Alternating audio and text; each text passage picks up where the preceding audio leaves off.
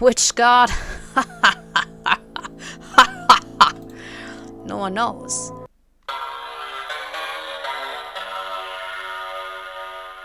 Let's play The Hand of God. Hello and welcome to Hula New Plays Short Indie Horror Games. Today I'm going to play a visual novel by E.L. Sonder, The Hand of God. It's a very short one. It's a micro-visual novel. Learned a new term today. This was created for a jam that has as all the jams, I don't know why the game jams on itch always have like names that are not catchy at all. You need some marketing people, honestly.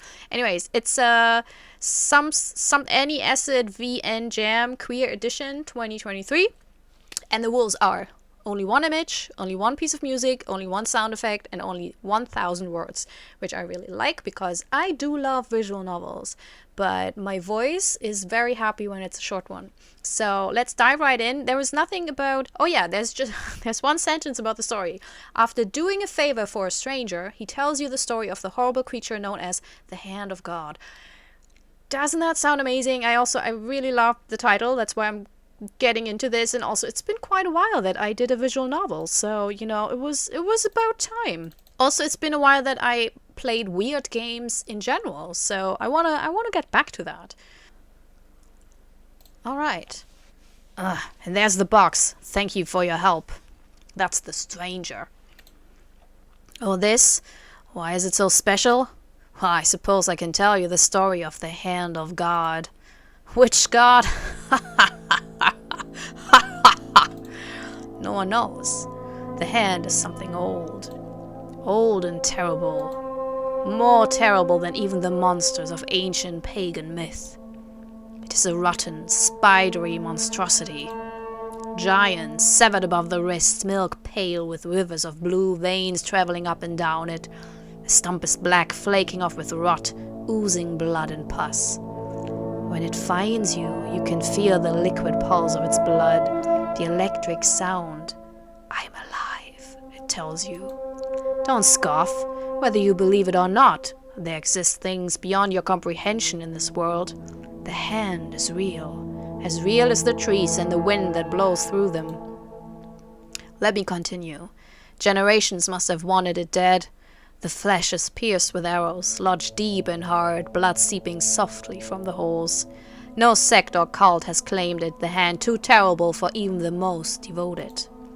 It is cut and bruised with thorns, crisscrossing and intersecting circles. The fingers dance, undulate as it walks, the palm of the hand directly over the prince. Prince and hand exist in lockstep, walking together, wanting together, consuming together. Ah, now you seem more interested, now that you've met the prince in the story. But there is another, a boy.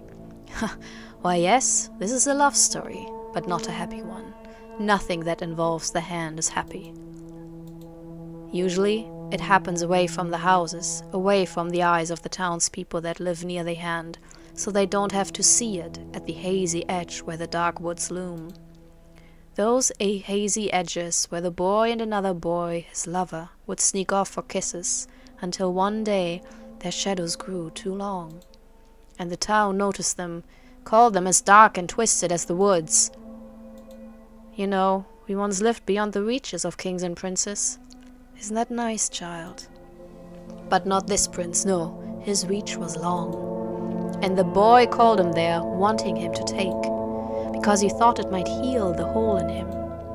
When the hand of God appears, it is in a flash of heat and light and noise. The prince, underneath as always, holds a brown box that fits easily in two hands. He stole it from the ground, from some cold place long ago, far away. The box is a treasure miracle curse, different depending on the language, but always said in a whisper, with a fearful intake of breath. Could have used that before the word, because now I can't like treasure miracle curse. The opener will receive his greatest desire, and then be crushed by the hand of God. That's a horrible deal. I'm not in for that. So what is it like? I mean, unless you want to see something cool or want to taste something, like something, a sensation that you want to have, you know. But other than that, it's worth nothing. Unless you say, like, I want to live 1,000 years, you know. It is a guardian, skittering above the prince for eternity, following the box, a curse, a scourge. The prince wants it open, the hand wants it too, together in a death embrace as the box is flattened into the earth from whence it came. That day the boy rose to meet them, at the place where his town became forest. Prince and hand watched him as he walked. Before then the boy hadn't ever seen them up close enough to make out any details on the prince's face. When he'd watched his lover go to the hand, it was from afar. The boy had been too afraid. His lover was like a fire, always kissing him hot and angry, had shoved his lighter in his palm that day their shadows grew, and the town condemned them both. His lover went to the hand as if it were salvation, the boy screaming his throat raw. And now we come to the story proper, when the hand came again, and the boy decided he would not run away this time. When he reaches the monsters, one is wearing his lover's face, using his voice. The mouth that the boy once kissed is now the mouth of the monster prince. Purple-robed and silver-crowned, the prince offers the box to the boy, offers him fellowship, says that if the boy helps him escape the punishment of the hand, they shall enjoy its bounty together. His 2 white teeth and his cruel smile suggest that the prince will make him scapegoat, let the hand crush him and take the treasure with him. The boy takes the box anyways, catches it hard from the prince throwing it across what seems like an impassable distance, but is really only 6 feet. Holds it the way he watched his lover hold it, feels the heat, imagines he can feel his lover's hand imprinted there. The box will give him everything he desires, his greatest wish. His lover couldn't open it. The scream that tried to escape the boy's throat as he watched the hand crush him is still stuck there. The hand lurches, digs a finger into the dirt. There's a moment of stillness, a lag between the real world and it, this old, old god. A moment is all that the boy needs. The prince gasps, cries out, tries to rush forward, but the boy is quicker. The prince hadn't seen the flask and the lighter as the boy walked, but he sees them as the alcohol soaks into the box, saturating it until it's dripping. The boy lights it, holds the licking flames for a long time, feels like his lover is burning him once again, watches as the hand starts to move towards him. He holds it as the prince rushes him, wraps them up in a burning embrace, boy and prince and box. Why do I have the box then? Who am I? I don't think I ever told you that. Why are my teeth so white? You know, I think perhaps it's my turn to ask a question. What is your greatest desire? Ooh, I love this. Beautiful. Very beautiful. Do I have to click the... Oh, I also have to click the credits. All right. Yes, I think the use of the music and the sound effect, like that one single sound effect, was very well used. I hope I recorded it all. Otherwise, that will be annoying. Thank you for playing my very first game. Your support means the world to me. That's the first game? Wow. I thought this was really cool. Like, as a visual novel goes, fantastic. Like, dramatic curve, you know, from like the introduction. I loved the language because it was very dense, you know.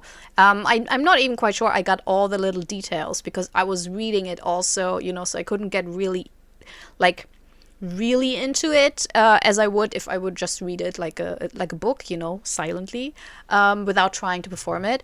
But I loved that it was so dense because that way it really created a whole weird world.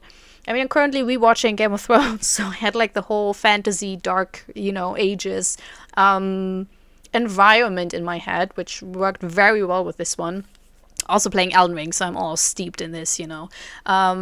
Yeah, it's just very beautifully written, great pacing. I think fantastic length in a way, like the 1,000 words, perfect. Everything like to the last little detail, but just very well done.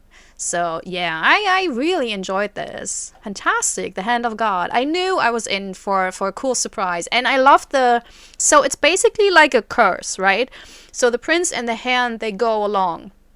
And it's like the prince can't let go. He could, but he's too greedy. He wants the that's my interpretation, by the way. If you're the deaf and you're watching and like, no, oh my god, no, or you're the viewer and you're like, no, Hula, that's not no. How did you get that?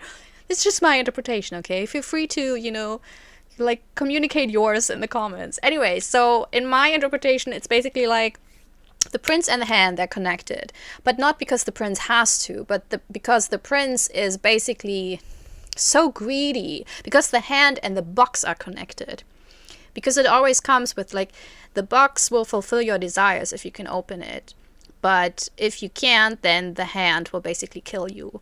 And the prince knows that, has probably seen it, and the prince wants what's in the box. So the prince wants their deepest desires, but they don't want to face the consequences of them. So the prince is tied to the hand just by greed, and basically wants to rope in other people to open the box, to then get killed by the hand, and then take what's in the box. What's in the box?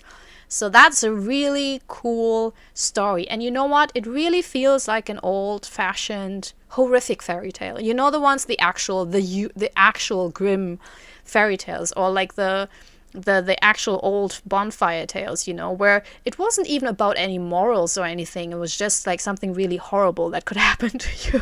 I was like, yeah, life really sucks, doesn't it? And yeah, I enjoyed this super much. Super much is a horrible word, I'm sorry. Like, I read so, like, the prose is so beautiful in this, and then I'm like, oh, I enjoyed this super much, sorry. I will follow the developer to see if they work on something else, especially like the horror twists. I hope they will try their hand at some other horror stories. Yeah, looking forward to this.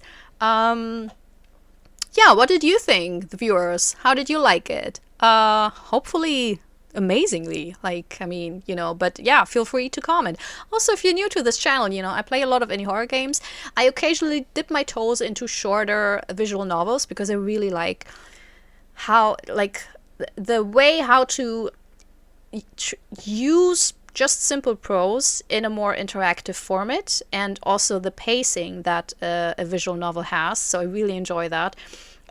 So if you enjoy that as well, and indie horror games, and like a Muppet commenting on them, you know, then you're welcome to subscribe. And I promise you, if I'm the prince and I want what's in the box, then I will face my own price, you know. I will not let other people, I will not lure other people into opening the box for me and then having them killed.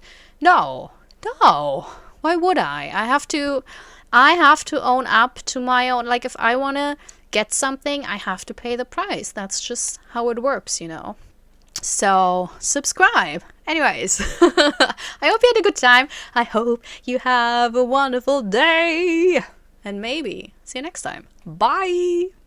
This is my self-recorded outro song, so I don't get hit with copyright claims.